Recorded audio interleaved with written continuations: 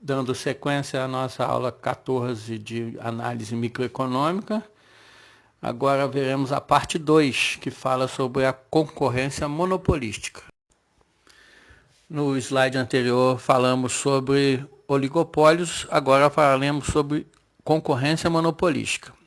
Ao final dessa videoaula você terá compreendido as estruturas e características deste mercado e saberá diferenciá-lo de concorrência pura e monopólio.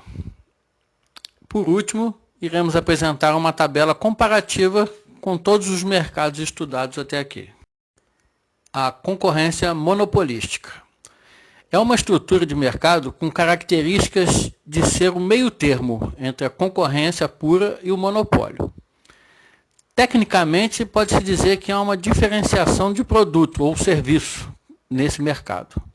As principais características da concorrência monopolística são: inexiste barreiras à entrada e as empresas não são necessariamente pequenas, nem tem um número de firmas maior do que no oligopólio, mas cada um tem um grau de diferenciação no seu produto. Ainda falando sobre a concorrência monopolística, iremos falar agora sobre a produção e o lucro no curto prazo. Dadas as características do produto de cada firma, cada um se depara com uma curva de demanda negativamente inclinada. Esse é um aspecto de natureza monopolística. Assim, a curva assumirá a regra de maximizar o lucro, tal qual no modelo monopolista, ou seja, receita marginal igual ao custo marginal, que é diferente do preço. Esta curva irá determinar o nível de produção.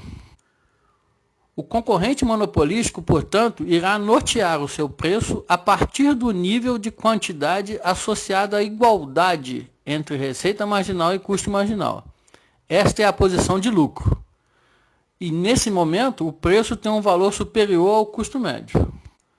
Todavia, é possível no curto prazo a ocorrência de prejuízo. Nenhum mercado está livre disso. Mas, para isso, basta que a posição da demanda seja tal que, no ponto de maximização de lucro, o preço esteja abaixo do custo médio.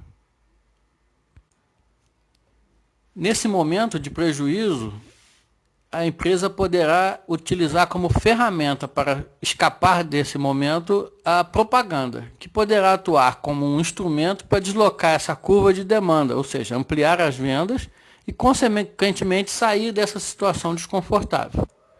Por fim, além do lucro ser positivo ou negativo, a empresa poderia estar no lucro zero.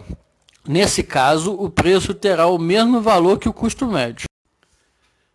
Com a existência do lucro, o mercado se torna atraente para a entrada de novos agentes. Ao que isso ocorre, a oferta de produtos no mercado aumentará. Assim, a curva de oferta agregada irá se deslocar para baixo. Por conseguinte, os preços de mercado irão diminuir, trazendo para baixo a lucratividade de todas as empresas. O inverso também é verdadeiro, isto é, se o mercado operar com prejuízo, haverá um comportamento de saída dessas empresas. Assim, a oferta agregada diminuirá pelo deslocamento para a direita da curva de demanda de cada firma remanescente. Então, essas empresas terão um aumento de sua demanda, pois os clientes das antigas firmas que se retiraram vão redirecionar suas compras para aquelas que permaneceram. E assim o prejuízo destas, que permaneceram no mercado, tende a reduzir, enquanto houver um movimento de saída de firmas. A produção e o preço de mercado na concorrência são menores, se comparado aos da concorrência monopolística. Ainda sobre a produção e o lucro no longo prazo, a curva de demanda para uma firma em concorrência monopolista é descendente. Isso implica dizer que o preço está acima da receita marginal. A curva de demanda é horizontal para o concorrente perfeito ou a concorrência pura. Isto faz com que o preço e a receita marginal tenham os mesmos valores. Portanto, o equilíbrio de longo prazo para o concorrente monopolista terá o preço acima do custo marginal, enquanto o concorrente perfeito tem o preço igual ao custo marginal. Então, na concorrência monopolística, o preço será maior do que a receita marginal.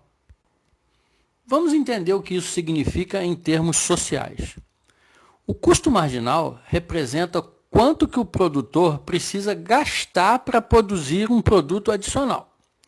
O custo marginal significa a despesa mínima e necessária à sua produção. Por sua vez, o preço cobrado no mercado representa o quanto que o consumidor precisa desprender de recursos para adquirir tal produto. Se o preço cobrado for igual ao custo marginal, então o consumidor está pagando pela unidade comprada o valor exato que custou para produzir. O benefício social atribuído pelo consumidor ao que se decide pagar iguala-se ao custo realizado pelo produtor para produzir. Por outro lado, se o preço for maior que o seu respectivo custo marginal, o valor do produto pago pelo consumidor será maior do que o custo de produzir, o que é uma situação desfavorável ao consumidor. Afinal, para bem-estar da sociedade, o preço que se paga por um produto deve ser exatamente o custo de se produzir. Por fim, vamos agora analisar as estruturas de mercado através desse quadro comparativo. Repare que na sexta linha, temos que a receita marginal ser igual ao custo marginal é uma condição comum a todos os mercados para se atingir o lucro máximo. No tocante ao preço, na concorrência perfeita, para o lucro máximo, o preço tem que ser igual ao custo marginal. Nas demais estruturas, o preço deve ser maior do que o custo marginal. Na concorrência monopolística, o lucro total é extraordinário, mas não se mantém no longo prazo, devido à facilidade de acesso de outras empresas a esse mercado. Comparando com a concorrência perfeita, a produção na concorrência monopolística é menor e os preços praticados são maiores.